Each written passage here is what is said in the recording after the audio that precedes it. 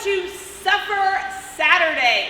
Kicking off with those same 10 belly breaths, really just getting your mind right, your nervous system kind of just recentered to give yourself that grace and space to spend the next 30 to 45 minutes just for you.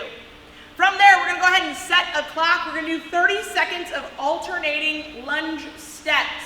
So that alternating lunge step, I'm gonna drive forward with my foot, plant in the heel, trailing leg should touch the ground. I'm gonna drive from the heel to come back that full standing position, looking to do that on both legs, right? So alternating for 30 seconds. We're then gonna come into a 30-second plank. Wrist, elbow, shoulder stacked, keeping the midline nice and tight. So we always wanna think bottom of the rib cage should stay tight to the top of the hip. So 30 seconds in this planked position. Allow the head to stay neutral so we don't need to look up. Just a nice neutral head position. Always remember to breathe, right? Oxygen is your friend.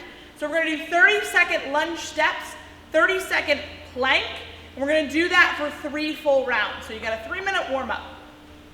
From there, we're gonna get into a barbell complex-ish type style workout. It's 3 essentially short little workouts with some rest. So we're looking for a sprint, rest, sprint, dive. We're gonna only be able to have 1 barbell for this workout.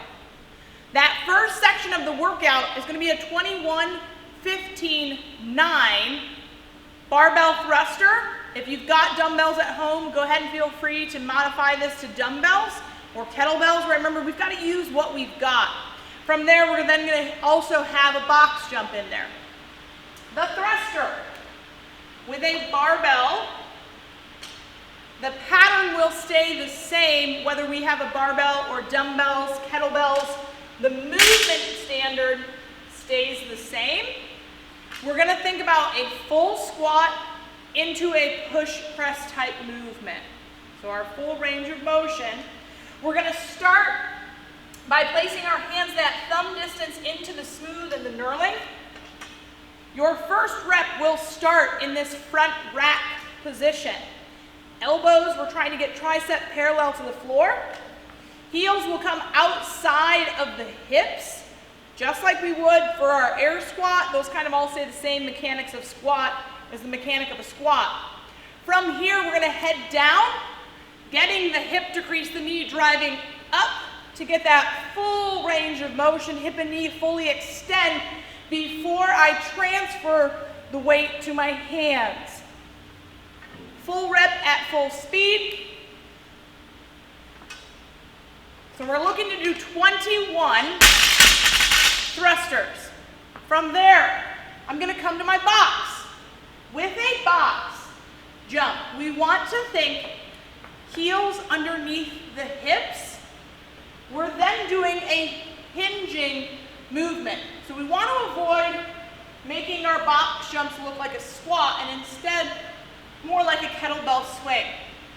We're going to look for a 2 feet takeoff, 2 feet land. Something we want to pay attention to when we do box jumps is the way we land on the box. Flat feet, knees stacked over ankles and pushed out. Sometimes what we can see when we land on a box is ball of the foot, back half of the foot coming off the box. We want to try and get the entire foot on the box. We can also have that kind of pop, pop. 1 of 2 things happen if that's you. 1, you just weren't thinking about it, that rep, or your box height is too high. Or we can have these like weird, like wonky in knees, feet in. So we're looking for straight feet, whole foot on the box, knees stacked over ankle. All right, that's our box jump. So we're gonna do 21, 21, 15, 15, 9, 9. We then get a 2-minute rest. When we return from our rest, we're gonna use the same barbell that we use for our thrusters, and we're gonna do a 15, 12, 9 front squat box jump. With our front squat, we're essentially taking the first half of the thruster and then removing the overhead portion. Again, thumb distance into the smooth and the knurling. Bar's going to be in the front rack position. Heels outside of the hips. Weight really grounded through that heel. From here, as I go down, elbows are going to push up. I'm going to return to a full standing position. Front squats. I will do 15, 15, 12, 12, 9, 9. I then get another 2-minute rest. Once I'm done with that second 2-minute rest, I'm then going to go into a 12, 9, 6 push press box jump. The push press. Hands are going to be in that same position. Thumb distance into the smooth and knurling. Bar is going to be in a front rack position. Heels are going to be underneath our hips. From there, I'm going to dip. As I dip, the weight stays rooted in my heels. I'll drive open, right? It's just a short little dip. We're driving down and through, similar to the thruster. We want to try to wait till that hip and knee are fully extended before I take the barbell overhead. Big priority here is to lock the rib cage down, squeeze the glutes. Push press. Once we've completed that 12, 9, 6, you are done for the day as far as the workout goes. Get your heart rate down. We'll do a couple stretches. Our finisher stretches today.